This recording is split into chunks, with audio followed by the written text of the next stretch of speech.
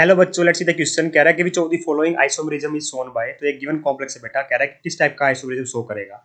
देखिए बेटा, यहाँ पे जो मेटल सेंट्रल मेटल है वो क्रोमियम है, और जो हमारा लिगेंड है बेटा वो ग्लाइसिन है। ग्लाइसिन में क्या होता है बेटा, मेरे स्ट्रक्चर कैसी होती है इसकी, NH2 C double bond O negative. तो यहाँ पे बेटा दो दो डोनर साइड होती है। अगर दो दो डोनर साइड होती है तो बेटा ये क्या हो गया, हमारा एक बाइडेंटेड लिगेंड है, और दोनों डिफरेंट है तो बेटा इसको बोलते हैं एसिमेट्रिकल बाइडेंटेड लिगेंड। तो इसको AB फॉर्म में लिखा जाता है। तो ये किस टाइप का कॉम्प्लेक्स बन गया बेटा, मेरा MAB का होल थ्राइस बन गया।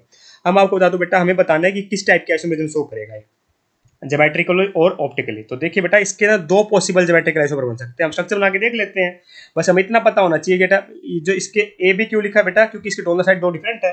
अगर मैं बात करूं, एक पॉसिबिलिटी ये है कैसी, कि जो मेरा, जैसे मान लीजिए मेरे यहाँ पे 3 AB है ना बेटा, तो एक AB ये ले लिया मैंने, एक AB ये ले लिया, ठीक है, इस तरीके से एक AB ये हो जाएगा बेटा मेरा, ये B और एक ये, ठीक है, एक AB मेरा ये हो जाएगा, A और ये मेरा B, ठीक है। ये पॉसिबिलिटी है। दूसरी पॉसिबिलिटी कौन सी है बेटा मेरी, इस तरीके से है, ये M, यहाँ पे मेरा A, ये मेरा B, यहाँ पे मेरा A, ये मेरा B, ये मेरा A और ये मेरा B, ठीक है। इस तरीके से हो जाएगा बेटा, ये यहाँ पे ये और एक ये। तो ये दो ज्योमेट्रिकल आइसोमरिज्म इसके पॉसिबल है बेटा, हमारे MAB का होल थ्राइस के। कैसे कैसे है बेटा, देखिए ध्यान से आप, क्या फर्क आ रहा है बेटा दोनों के अंदर।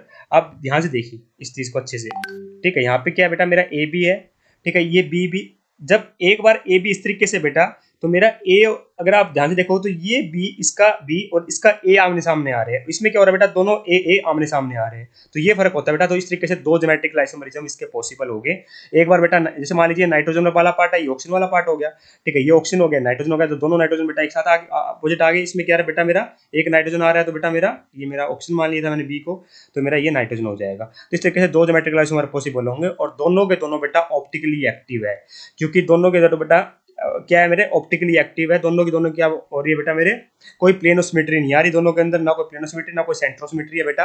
तो दोनों ही दोनों बेटा मेरे ऑप्टिकली एक्टिव है। तो मतलब हमारे ये ऑप्टिकल आइसोमरिज्म भी शो कर रहा है, ज्योमेट्रिकली भी शो कर रहा है। केवल ऑप्टिकल, केवल ज्योमेट्रिकल नहीं कर रहा बेटा, दोनों कर रहा है। ऑप्शन नंबर 4 इज करेक्ट बेटा। दो ज्योमेट्रिकल आइसोमर पॉसिबल है, और दोनों दोनों ऑप्टिकली एक्टिव भी है। इस बात का अपने को ध्यान रखना है। आप कहीं से प्लेन डाल के देख लो बेटा, कहीं प्लेनोसिमेट्री नहीं आएगी, ना कोई सेंट्रोसिमेट्री आएगी, ठीक है। जैसे ऑप्टिकली इनएक्टिव होता है बेटा, उसके अंदर क्या होता है मेरा, अगर मान लीजिए प्लेन डाल दिया तो ये क्या हो जाएगा बेटा, यहाँ पे सेंट्रोसिमेट्री आ रही, प्लेनोसिमेट्री आ गई ना, ठीक है। जब एक दूसरे प्लेन डालने पे एक दूसरे की दो मेरे इमेज बन जाए, तो मतलब ये हमारा ऑप्टिकली एक्टिव कंपाउंड है। Hence option number 4 is perfectly correct here. दो ज्योमेट्रिकल आइसोमर बने बेटा, और दोनों दोनों ऑप्टिकली एक्टिव भी होंगे। I hope you understand the answer. Thank you so much.